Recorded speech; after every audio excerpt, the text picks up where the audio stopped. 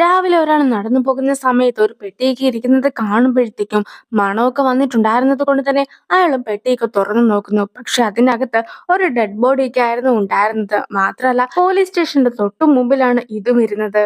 ഡയോൺ എന്റെ പിന്നാലെയൊക്കെ നടന്നതായിരുന്നു. പക്ഷെ ഇപ്പോഴാകട്ടെ അവൻ ഒരു ഇൻട്രസ്റ്റും കാണിക്കുന്നില്ല. ഞാൻ എന്താണ് ചെയ്യുക എന്നൊക്കെ ചീഫ് ജഡ്ജിന്റെ അസിസ്റ്റൻസിന്റെ അടുത്തേക്ക് പിന്നെ ചോദിച്ച സമയത്താകട്ടെ, നിനക്ക് അവനെ വിളിക്കുവാനായിട്ട് മടിയാണെങ്കിൽ അവനെ നിന്നെ വിളിച്ചേ മതിയാകൂ എന്ന് തോന്നിക്കുന്ന എന്തെങ്കിലും സിറ്റുവേഷൻസ് ഒക്കെ നീ ഉണ്ടാക്ക്. അങ്ങനെ അവനെ നിന്നെ കോണ്ടാക്ട് ഒക്കെ ചെയ്തോളുമെന്നായിരുന്നു അവരും പറഞ്ഞു കൊടുത്തത്. എന്തായാലും ഈ ഒരു ബോഡിയൊക്കെ പോലീസ് സ്റ്റേഷന്റെ അടുത്തൊക്കെ ആയിട്ട് കൊണ്ട് ഇട്ടത് കൊണ്ട് തന്നെ പെട്ടെന്ന് തന്നെ ഡയോൺ ശ്രദ്ധിക്കുകയും തന്നെ കോൾ ചെയ്യുകയും ചെയ്യും. മാത്രമല്ല, ഈ കൊലപാതകം ഞാനാണ് ചെയ്തതെന്ന സംശയവും അവന് തോന്നും. ഞാൻ നരകത്തിലേക്ക് തിരിച്ചു പോകുന്നത് വരെ എനിക്കും എൻജോയ് ചെയ്യാൻ എന്തെങ്കിലും വേണ്ടേ, അവനുണ്ടെങ്കിലേ ഒരു രസമൊക്കെ ഉള്ളൂ എന്നായിരുന്നു ബിറ്റ്നിയും മാണ്ടുവിന്റെ അടുത്ത് പറയുന്നത്. ബിറ്റ്നിയും ഷോപ്പിങ്ങിനൊക്കെ പോയിട്ട് കടയിലുണ്ടായിരുന്ന എല്ലാ ഡ്രസ്സൊക്കെ മേടിക്കുകയാണ്. അങ്ങനെ ഇരിക്കെ ഡയോൺ എന്ത് ചെയ്യുക ആയിരിക്കുമെന്നൊക്കെ വിചാരിച്ച അവളും കണ്ണാടിയിൽ ഡയോന്റെ പേരൊക്കെ എഴുതുവാനായിട്ട് തുടങ്ങുന്നുണ്ടെങ്കിലും പിന്നീട് വേണ്ടെന്ന് വെക്കുന്നു. ടീച്ചറിന്റെ ബോഡിയൊക്കെ കണ്ട് കഴിയുമ്പോഴത്തേക്കും ഇതിനു മുമ്പ് നടന്ന കൊലപാതകം പോലെ തന്നെയാണല്ലോ ഇതും എന്നൊക്കെ പോലീസുകാരും ഓർക്കുന്നുണ്ട്. ഡയോന്റെ കോളൊക്കെ വരുമെന്ന് വിചാരിച്ചുകൊണ്ട് ഫോണൊക്കെ നോക്കിയിരിക്കുകയായിരുന്നു വിഘ്ന. അങ്ങനെ ഇരിക്കെയാണ് ചീഫ് ജഡ്ജും ഒരു VVIP ഒക്കെ നിന്നെ കാണുവാനായിട്ട് എത്തിയിട്ടുണ്ടെന്ന് പറഞ്ഞു വിട്ടിട്ടുണ്ടായിരുന്നു എന്നൊക്കെ പറഞ്ഞ് അവളുടെ അസിസ്റ്റന്റും അവിടേക്ക് എത്തുന്നത്. പക്ഷെ അസിസ്റ്റന്റിനോട് എന്തെങ്കിലും പറയുന്നതിന് മുമ്പായിട്ട് തന്നെ അവളും പോകുന്നു. അസംബ്ലിമാൻ ആയിരുന്നു വിഘ്നെ കാണുവാനായിട്ടൊക്കെ എത്തിയിട്ടുണ്ടായിരുന്നത്. വിഘ്നയും അയാളോട് സംസാരിക്കാനായിട്ട് താല്പര്യമില്ലാത്ത രീതിയിലൊക്കെ നിൽക്കുന്നുണ്ടെങ്കിലും നിന്നോട് അത്യാവശ്യമായിട്ടൊരു കാര്യമൊക്കെ എനിക്ക് പറയുവാനായിട്ടുണ്ട്. നീയും വൈകിട്ട് ഫുഡൊക്കെ കഴിക്കുവാനായിട്ട് വരാമോ എന്നൊക്കെ അസംബ്ലിമാനും ബിന്നയുടെ അടുത്ത് ചോദിക്കുന്നു. എല്ലാവരും ഫുഡ് കഴിക്കുന്നതിന് മുമ്പായിട്ട് പ്രാർത്ഥനയിലൊക്കെ ആയിരുന്നു ഉണ്ടായിരുന്നതെങ്കിലും ബിന്നി നേരെ ഫുഡൊക്കെ എടുത്ത് കഴിക്കുന്നുണ്ട്. മാത്രമല്ല, അവിടെ ഇരുന്ന ഫുഡ് എല്ലാം തന്നെ പാക്ക് ചെയ്ത് അവൾക്ക് കൊടുത്ത് അയക്കണമെന്ന് പറയുന്നു. ബിന്നി ആളാകെ മാറിപ്പോയിട്ടുണ്ടെന്ന് മൊത്തത്തിലുള്ള അവളുടെ പെരുമാറ്റത്തിൽ നിന്നും അസംബ്ലിമാന് മനസ്സിലാകുന്നൊക്കെയുണ്ട്. അങ്ങനെ ഇരിക്കെ ബിന്നിയും അവളെക്കുറിച്ച് കൂടുതലായിട്ടൊക്കെ അസംബ്ലിമാന്റെ അടുത്ത് നിന്ന് ചോദിച്ചറിയുന്നു. ബിറ്റ്നയുടെ ചേട്ടനാകട്ടെ അർജന്റീനയിൽ ഒരു ജാപ്പനീസ് റെസ്റ്റോറന്റ് ഒക്കെ നടത്തി വരുന്നു. ഇനി ബിറ്റ്നയുടെ പേരൻസ് 5 വർഷങ്ങൾക്ക് മുമ്പ് തന്നെ അർജന്റീനയിലേക്കൊക്കെ താമസം മാറി പോയവരാണ്. അസംബ്ലിമാനും ആദ്യമായിട്ട് ബിറ്റ്നെ കണ്ട സമയത്ത് തന്നെ അവളെ തന്റെ അടുത്ത പിൻഗാമി ആക്കണമെന്നൊക്കെ ഒരുപാട് ആഗ്രഹിച്ചതാണ്. അച്ഛന്റെ മൂത്ത മകനാകട്ടെ ബിസിനസ്സിലും മറ്റുമൊക്കെയാണ് താല്പര്യം. ഇനി ഇളയ മകനെ കുറിച്ച് പറയാതിരിക്കുന്നതാണ് നല്ലത്. അങ്ങനെ ഇരിക്കെ പൊളിറ്റിക്കൽ ആയിട്ടുള്ള കാര്യങ്ങളും മറ്റൊക്കെ ചർച്ച ചെയ്യുകയും ഓരോരോ തീരുമാനം എടുക്കുകയും ചെയ്യുവാനായിട്ട് സാധിക്കുന്ന ഒരു വ്യക്തി ബിറ്റ്നിയാണെന്നൊക്കെ അസംബ്ലിമാൻ പറയുമ്പോഴത്തേക്കും ഡോക്ടർ ആകട്ടെ എന്റെ അടുത്ത് എന്റെ ഓർമ്മകളൊക്കെ തന്നെ നഷ്ടപ്പെട്ടു എന്നാണ് പറഞ്ഞിട്ടുണ്ടായിരുന്നത്. ഞാനും അതത്ര കാര്യമൊന്നും ആക്കിയിട്ടില്ല. പോരാത്തതിന് എന്നെ ആരാണ് കുത്തിയത്, എന്തിനാണ് കുത്തിയതെന്നൊന്നും തന്നെ എനിക്ക് അറിയുവാനായിട്ടും ആഗ്രഹമില്ല എന്നൊക്കെ പറഞ്ഞ് ബിറ്റ്നിയും ഇരിക്കുന്നു. ഇത്രത്തോളം ചെറിയ സ്ഥലത്തൊക്കെ താമസിക്കേണ്ടതായിട്ടുണ്ടോ എന്നൊക്കെ അസംബ്ലിമാൻ ബിറ്റ്നയുടെ അടുത്ത് ചോദിക്കുമ്പോഴത്തേക്കും ബിറ്റ്നയ്ക്കും ആ ഒരു സ്ഥലമൊക്കെ വളരെയധികം ഇഷ്ടപ്പെട്ടു എന്നൊക്കെ പറയുകയാണ്. എന്തുകൊണ്ടാണ് അവിടെ താമസിക്കുന്ന ആൾക്കാർ റീഡെവലപ്മെന്റിനെ സമ്മതിക്കാത്തതെന്നൊക്കെ അസംബ്ലിമാൻ ബിറ്റ്നയുടെ അടുത്ത് ചോദിക്കുന്നുണ്ടെങ്കിലും അവൾക്കും അതിനെക്കുറിച്ച് കൂടുതലായിട്ട് ഒന്നും തന്നെ അറിയിക്കുകയില്ല എന്നൊക്കെയാണ് പറയുന്നത്. അതായത് നേരത്തെ അവൾ സൈനൊക്കെ ചെയ്ത് കൊടുത്തിട്ടുണ്ടായിരുന്നത് കൊണ്ടാണ് അസംബ്ലിമാൻ ഇപ്പോൾ ഇങ്ങനൊരു കാര്യമൊക്കെ അവളുടെ അടുത്ത് ചോദിച്ചത്. പക്ഷെ അവളാകട്ടെ വാടകയൊക്കെ കുറഞ്ഞു കിട്ടുമല്ലോ എന്ന് വിചാരിച്ചിട്ടായിരുന്നു എന്താണ് കാര്യമെന്ന് പോലും അന്വേഷിക്കാതെ പേപ്പറിലൊക്കെ സൈൻ ചെയ്തിട്ടുണ്ടായിരുന്നത്. അസംബ്ലിമാന്റെ രണ്ടാമത്തെ മകൻ വിരുന്ന് പോകുന്നതൊക്കെ നോക്കി നിൽക്കുന്നുണ്ട്. യഥാർത്ഥത്തിൽ അവൻ ഉറങ്ങിയെന്നായിരുന്നു എല്ലാവരും വിചാരിച്ചിട്ടുണ്ടായിരുന്നത്. ഏറോങ്ങും വളരെയധികം ഉറക്കം തൂങ്ങിയൊക്കെ ആയിരുന്നു വർക്ക് ചെയ്തിട്ടുണ്ടായിരുന്നത്. അങ്ങനത്തെ ബിറ്റ്നയും അസംബ്ലിമാന്റെ വീട്ടിൽ നിന്ന് മേടിച്ചോണ്ട് വന്നിട്ടുണ്ടായിരുന്ന ഫുഡ് എല്ലാം തന്നെ ഏറോങ്ങിനും കൊടുക്കുന്നു. ഏറോങ്ങിനാകട്ടെ വാടകയ്ക്ക് കൊടുക്കാനുള്ള പണം ഒന്നും തന്നെ തികയാത്തത് കൊണ്ട് ഫുഡൊക്കെ കഴിക്കുന്നത് കുറവായിരുന്നു. സോ ഏറോങ്ങും ഇപ്പോഴുള്ള ബോഡിയുടെ ഉടമസ്ഥനെ കുറിച്ചൊക്കെ ബിറ്റ്നയുടെ അടുത്തും പറയുകയാണ്. ഏറോങ് ഒരു ഓർഫനേജിലൊക്കെ ആയിരുന്നു വളർന്നിട്ടുണ്ടായിരുന്നത്. അങ്ങനെ ഇരിക്കെ ഏറോങ് വളരെയധികം കഷ്ടപ്പെട്ട് സമ്പാദിച്ചതെല്ലാം തന്നെ അവളുടെ ഒരു ഫ്രണ്ട് തട്ടിയെടുത്തു. ആ ഒരു കാരണം കൊണ്ട് തന്നെ എല്ലാം നഷ്ടപ്പെട്ട അവളും ആത്മഹത്യ ചെയ്തു. പിന്നീട് ഗ്രിമോറിയും അവളുടെ ദേഹത്തൊക്കെ കയറുകയായിരുന്നു. എന്തായാലും ഗ്രിമോറി വന്ന ഉടനെ തന്നെ ഏറോങ്ങിന് നഷ്ടപ്പെട്ട പണം എല്ലാം തന്നെ ഗ്രിമോറിയും തിരിച്ചൊക്കെ മേടിച്ചിട്ടുണ്ടായിരുന്നു. ഇനി മാൻഡോനെ കുറിച്ച് പറയുകയാണ്. ഇനി വലക്കാണ് മാണ്ടുവിന്റെ ദേഹത്തൊക്കെ കീറിയിട്ടുണ്ടായിരുന്നതെന്ന് നമ്മൾ പറഞ്ഞിട്ടുണ്ടായിരുന്നല്ലോ. ഒരു ക്ലർക്കൊക്കെ ആയിട്ടായിരുന്നു മാണ്ടു ജീവിച്ചിട്ടുണ്ടായിരുന്നത്. മാത്രമല്ല, എപ്പോഴും വർക്കൊക്കെ ചെയ്ത് വർക്കിന്റെ പ്രഷർ കാരണം മരിച്ച ഒരു വ്യക്തിയാണ് മാണ്ടു. അവനൊരു ഡേറ്റ് പോലും ചെയ്യുവാനായിട്ടും കഴിഞ്ഞിട്ടുണ്ടായിരുന്നില്ല. വലക്കിനും മാണ്ടുവിന്റെ ഫേസ് ഒന്നും തന്നെ ഇഷ്ടപ്പെടുന്നില്ലെങ്കിൽ പോലും മറ്റു വഴി ഇല്ലാതെ ആയിരുന്നു മാണ്ടുവിന്റെ ദേഹത്തൊക്കെ കയറിയിട്ടുണ്ടായിരുന്നത്. ഇനിയും വലിയ വലിയ കുറ്റകൃത്യമൊക്കെ ചെയ്ത ആൾക്കാരെ എനിക്ക് ആവശ്യമായിട്ടുണ്ടെന്നൊക്കെ വിന്നു പറയുന്നുണ്ടെങ്കിലും അവൾ മൊത്തത്തിൽ മൂഡ് ഓഫ് ആയിരുന്നു.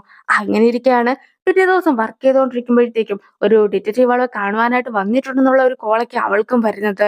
അത് ഡയോൺ ആയിരിക്കുമെന്നൊക്കെ വിചാരിച്ച് അവൾ ഓടി ചെല്ലുന്നുണ്ടെങ്കിൽ പോലും അത് മറ്റൊരു പോലീസൊക്കെ ആയിരുന്നു. എന്തായാലും ഈ ഒരു സീരിയൽ കില്ലിങ്ങുമായിട്ട് ബന്ധപ്പെട്ടാണ് അവളെ വിളിപ്പിച്ചിട്ടുള്ളത് എന്നും ഓഫീസിൽ ഡയൺ കാത്തുനിൽപ്പുണ്ട് എന്നുമൊക്കെ പോലീസ് പറഞ്ഞു കഴിയുമ്പോഴത്തേക്കും അവളും ഒരുപാട് ഹാപ്പി ആകുന്നു. ടീച്ചർ കൊല്ലപ്പെട്ടയെന്ന് നീ എവിടെയായിരുന്നു ഉണ്ടായിരുന്നതെന്നൊക്കെ ഡയൺ ചോദിക്കുന്ന സമയത്താകട്ടെ, ഞാനല്ല കുറ്റകൃത്യം ഒന്നും തന്നെ ചെയ്തത്. പിന്നെ എന്നെ സംശയിക്കുവാനാണെങ്കിൽ എന്നെക്കാളും മുമ്പേ നിന്നെയല്ലേ സംശയിക്കേണ്ടത്. രണ്ട് കേസുമായിട്ടും നിനക്കും ബന്ധമില്ലേ എന്നൊക്കെ ഡയോന്റെ അടുത്ത് അവളും ചോദിക്കുകയാണ്. ടീച്ചർ മരിച്ചതിൽ നിനക്ക് സന്തോഷമൊന്നും ഇല്ല എന്നൊക്കെ ഡയോന്റെ അടുത്ത് അവൾ ചോദിക്കുമ്പോഴത്തേക്കും അവൾ മരിച്ചതിലൂടെ സത്യമൊക്കെ മറച്ചു വയ്ക്കുകയല്ല യഥാർത്ഥത്തിൽ ചെയ്തത്. നിയമപരമായിട്ട് അവളെ ശിക്ഷിക്കുവാനൊന്നും സാധിച്ചില്ലല്ലോ. എന്തായാലും ഈ ഒരു കൊലപാതകം നടത്തിയത് നീ അല്ലല്ലോ, അല്ലേ എന്നൊക്കെ ഡയോൺ അവളുടെ അടുത്ത് ചോദിക്കുമ്പോഴത്തേക്കും അവളും ഒരു തെളിവും ഇല്ലല്ലോ, അതുകൊണ്ട് തന്നെ ഞാനല്ല ഇത് ചെയ്തതെന്നും പറയുന്നു. ഡയോൺ അവളുടെ പിന്നാലെ വരികയില്ലെന്ന് പറഞ്ഞിട്ടുണ്ടായിരുന്നെങ്കിലും ഇപ്പോൾ ആകട്ടെ അവൾ നേരെ ഡയോന്റെ പിന്നാലെയൊക്കെ പോവുകയാണ്. നിനക്ക് എന്നെ കുറിച്ച് കൂടുതലായിട്ട് അറിയണമെന്നൊക്കെ പറഞ്ഞായിരുന്നല്ലോ. എന്റെ പേരൻസ് അർജന്റീനയിലാണ് ഉള്ളത്. എന്റെ ചേട്ടന് അവിടെ ഒരു കടയൊക്കെ ഉണ്ട്. പോരാത്തതിന് ഞാനും അസംബ്ലിമാരുടെ മൂത്ത മകനുമായിട്ടുള്ള എൻഗേജ്മെന്റ് ഒക്കെ നടന്നതാണ്. ഞാനാണ് അയാളെ വേണ്ടതൊക്കെ പറഞ്ഞ് പോയിട്ടുണ്ടായിരുന്നതെന്നൊക്കെ ഇപ്പോൾ ബിഗ്നിയും അവന്റെ അടുത്ത് പറയുന്നു. പക്ഷെ അവനും അതൊന്നും തന്നെ കേൾക്കുവാനായിട്ട് ഒട്ടും തന്നെ താല്പര്യമില്ല എന്നൊക്കെ അറിയിക്കുകയാണ്. അവനു വേണ്ടി മാത്രമായിരുന്നു അവളും ഇത്രയേറെ ഡീറ്റെയിൽസ് ഒക്കെ കണ്ടുപിടിച്ചിട്ടുണ്ടായിരുന്നത്. അങ്ങനെയിരിക്കെ നരകമെന്ന അർത്ഥമുള്ള ഗഹന എന്ന വാക്കൊക്കെ നീ കേട്ടിട്ടുണ്ടോ എന്നും എന്നെ അല്ലാതെ നീ മറ്റേ ആരെയെങ്കിലും കുത്തിയിട്ടുണ്ടോ എന്നുമൊക്കെ അവൻ ചോദിക്കുന്നുണ്ടെങ്കിലും അവൾക്കും ഒന്നും തന്നെ അറിയിക്കുകയില്ല എന്നൊക്കെ പറഞ്ഞിരിക്കുന്നു.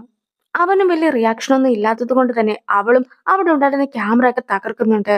എന്നിട്ടും അവൻ ദേഷ്യപ്പെടാതൊക്കെ ഇരിക്കുമ്പോഴത്തേക്കും നീ എന്റെ അടുത്തൊന്ന് ദേഷ്യപ്പെട്, അല്ലെങ്കിൽ ആ കുരിശിന്റെ മാലയൊക്കെ വെച്ചിട്ട് എന്നെ ഒന്ന് വീശ്, നീ അങ്ങനെ എന്തെങ്കിലും ചെയ്യാന്നൊക്കെ അവൾ പറയുമ്പോഴത്തേക്കും അവനും മിണ്ടാതൊക്കെ ഇരിക്കുന്നു. അവൾക്ക് മൊത്തത്തിൽ നിരാശയൊക്കെ വന്നിട്ട് തിരിച്ചെത്തുന്ന സമയത്ത് അവനെ വഴക്കൊക്കെ പറയുന്നുണ്ട്. അപ്പോഴായിരുന്നു അവിടെ താമസിക്കുന്ന പ്രായം ചെന്നൊരു സ്ത്രീക്ക് അവിടെ എത്തുന്നത്. നീ ഇനി ഒരിക്കലും ഇവളുടെ കൂടെ ഒന്നും പോയേക്കരുത്. അങ്ങനെ പോവുകയാണെങ്കിൽ നിങ്ങളിൽ ഒരാൾ മരിക്കുന്നതായിരിക്കുമെന്നൊക്കെ പറഞ്ഞ് അവരെ മാറ്റുകയായിരുന്നു ആ ഒരു സ്ത്രീയും. ഡയോണും ഉറക്കം വരാതെയൊക്കെ കിടക്കുന്ന സമയത്ത് ഡയോണെ കാണുവാനായിട്ട് അമ്മയും അച്ഛനും സഹോദരിയും വരികയാണ്. അതായത് നമ്മുടെ പോലീസും അതുപോലെ തന്നെ പോലീസിന്റെ ഹസ്ബൻഡും മകളുമാണ് ഇത്. നീ ഒരു ചെടിച്ചുമായിട്ട് ഡേറ്റ് ചെയ്യുന്ന കാര്യമൊക്കെ ഞാൻ അറിഞ്ഞിട്ടുണ്ടായിരുന്നല്ലോ എന്നൊക്കെ അനീതി അവനോട് ചോദിക്കുമ്പോഴത്തേക്കും അവനും അങ്ങനെ ഒന്നും ഇല്ല എന്നൊക്കെ അറിയിക്കുന്നു. അമ്മയുടെ കയ്യിലാകട്ടെ പഴയൊരു മുറിവിന്റെ പാടൊക്കെ ഉണ്ട്. ആ ഒരു മുറിവ് ഡയോൺ കാരണം ഉണ്ടായതാണെന്നും അതൊരിക്കലും അവന് മറക്കുവാനായിട്ട് സാധിക്കുകയില്ല എന്നുമൊക്കെ അറിയിക്കുന്നു. അങ്ങനെ ഇരിക്കെ അവർ ചീഹോനെ കുറിച്ച് കൂടി സംസാരിക്കുകയാണ്. ചീഹോനെ കണ്ട സമയത്താകട്ടെ കുഞ്ഞിലെ ഡയോൺ എങ്ങനെയായിരുന്നു ഉണ്ടായിരുന്നത് അതുപോലെ തന്നെ ഉണ്ടായിരുന്നു. അതുകൊണ്ടാണ് ആ ഒരു കേസൊക്കെ വീണ്ടും അന്വേഷിക്കാമെന്ന് അമ്മയും വിചാരിച്ചത്. നിനക്ക് ഞാൻ നൽകിയിട്ടുള്ള വാക്കൊക്കെ ഉറപ്പായിട്ടും പാലിക്കുന്നതായിരിക്കും. അതുകൊണ്ട് തന്നെ വെറുതെ പാസ്റ്റ് ഒന്നും ആലോചിച്ച് നീ വിഷമിക്കേണ്ടതായിട്ടില്ല എന്നൊക്കെ അമ്മയും അവന്റെ അടുത്ത് പറയുന്നു. ജയ് എന്ന പേരുള്ള ഒരു സീരിയൽ കില്ലറിനെ കുറിച്ചൊക്കെ ഏറെങ്ങും പറഞ്ഞു കൊടുക്കുന്നു. അയാളാകട്ടെ ഇതുവരെ 12 പേരെ കൊന്നിട്ടുണ്ട്. പക്ഷെ അയാൾ ആരാണെന്നോ അയാളെ കുറിച്ചുള്ള ഒരു ഡീറ്റെയിൽസ് ആർക്കും അറിയിക്കുകയില്ല. സ്റ്റാച്യു ഓഫ് ലിമിറ്റേഷൻസ് ഒക്കെ ഉണ്ടായിരുന്നെങ്കിൽ പോലും അത് 2014 അവസാനിച്ചിരിക്കുന്നു. അതുകൊണ്ട് തന്നെ നീ എന്തായാലും ഇയാളെ കണ്ടെത്തണമെന്നാണ് എറോങ് പറയുന്നത്.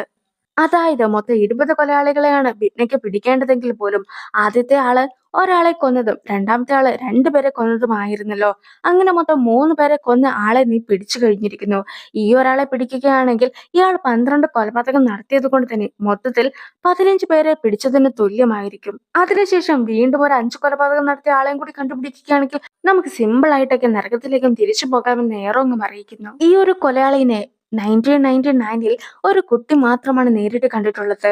ആ കുട്ടിക്ക് ഇപ്പോൾ ഒരു 30 വയസ്സെങ്കിലും പ്രായം കാണും. എന്തായാലും ഞാൻ അവനെ കണ്ടുപിടിക്കാമെന്നൊക്കെ ഏറോങ്ങ് പറയുന്നു. യഥാർത്ഥത്തിൽ അത് ഡയോൺ ആണെന്നുള്ള കാര്യമൊന്നും അവർ അറിയുന്നില്ല. അങ്ങനെ ഇരിക്കെ ഡയോൺ ഇപ്പോൾ പണ്ടത്തെ പോലെ ഒന്നുമല്ല, മൊത്തത്തിൽ മാറിയിരിക്കുന്നു. അതുകൊണ്ട് തന്നെ എനിക്കും അവന്റെ അടുത്തുള്ള ഇൻട്രസ്റ്റ് ഒക്കെ പോയെന്ന് ബിഗ്നയും പറയുന്നുണ്ട്. പോലീസിനും രണ്ടാമത്തെ ഓട്ടോപ്സി റിപ്പോർട്ട് കിട്ടിയിട്ട് പോലും ഒരു തെളിവും ലഭിക്കാതൊക്കെ ഇരിക്കുകയാണ്. മുത്തശ്ശിയുടെ അടുത്തൊക്കെ ഡയോൺ പോയിട്ടുണ്ടായിരുന്നു. പക്ഷെ മുത്തശ്ശിയും അവൾ മരിക്കുവാനായിട്ട് അർഹതപ്പെട്ട ആൾ തന്നെയാണ്. അതുകൊണ്ട് തന്നെ അവൾ മരിച്ചതിൽ സന്തോഷം മാത്രമേ ഉള്ളൂ എന്നൊക്കെ ആയിരുന്നു ഡയോന്റെ അടുത്തും പറഞ്ഞിട്ടുണ്ടായിരുന്നത്. ഇനി ഡയോണും സംഭവം നടന്ന സ്ഥലത്തേക്കൊക്കെ എത്തുന്നു. അവിടെ വെച്ചാകട്ടെ ഒരു കോളയുടെ ക്യാനൊക്കെ അവന് കിട്ടുന്നുണ്ട്. പിന്നെ എങ്ങനെയാണോ കോളയൊക്കെ കുടിച്ചു കഴിയുമ്പോഴത്തേക്കും ക്യാൻ നശിപ്പിക്കുന്നത് അതേ രീതിയിൽ തന്നെയായിരുന്നു അതും ഉണ്ടായിരുന്നത്. ബിഡ്നിയും രാവിലെ ഓഫീസിലൊക്കെ എത്തുമ്പോഴത്തേക്കും ചീഹോ വരച്ച അവളുടെ ഒരു ചിത്രമൊക്കെ അവൾക്ക് ലഭിക്കുകയാണ്. നിനക്ക് സ്വർഗത്തിലുള്ള ഏതെങ്കിലും ചെകുത്താനെ അറിയാമോ എന്നൊക്കെ ബിഡ്ന ചോദിക്കുന്ന സമയത്താകട്ടെ സ്വർഗത്തിൽ എങ്ങനെയാണ് ചെകുത്താനുള്ളതെന്നൊക്കെ മാൻഡുവും ചോദിക്കുന്നു. അടുത്തതായിട്ട് ഒരു പോസ്റ്റ്മാനെയൊക്കെ കാണിക്കുന്നു. ചിഹോയുടെ അച്ഛൻ എഴുതിയ കത്താണെന്നൊക്കെ പറഞ്ഞ് ഒരു കത്ത് അയാൾ ചിഹോനെ ഏൽപ്പിക്കുന്നു. ഞാൻ നിന്റെ അമ്മയുടെ ഒപ്പം സ്വർഗത്തിലാണ് ഇപ്പോൾ ഉള്ളത്. ഞങ്ങളും നിന്നെ ഒരുപാട് സ്നേഹിച്ചിരിക്കുകയുണ്ടായിരുന്നു.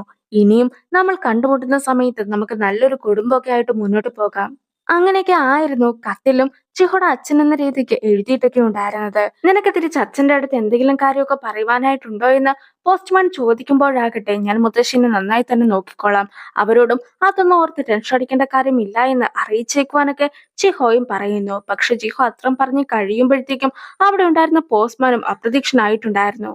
ബിഡ്നയുടെ അടുത്ത് താമസിക്കുന്ന സ്ത്രീയാകട്ടെ ബിഡ്നിക്ക് വേണ്ടി കുറച്ച് റൈസ് കേക്കൊക്കെ ഉണ്ടാക്കിയിട്ടുണ്ടെന്ന് പറയുമ്പോഴത്തേക്കും ബിഡ്നിയും വാതിലൊക്കെ തുറന്ന് വെളിയിലേക്കൊക്കെ വരുന്നു. അങ്ങനെ അവരും റൈസ് കേക്കൊക്കെ കൊടുത്തിട്ട് പോകുമ്പോഴത്തേക്കുമാണ് തൊട്ടടുത്ത റൂമിൽ നിന്നും ഡൗണും വെളിയിലേക്കൊക്കെ ഇറങ്ങുന്നത്.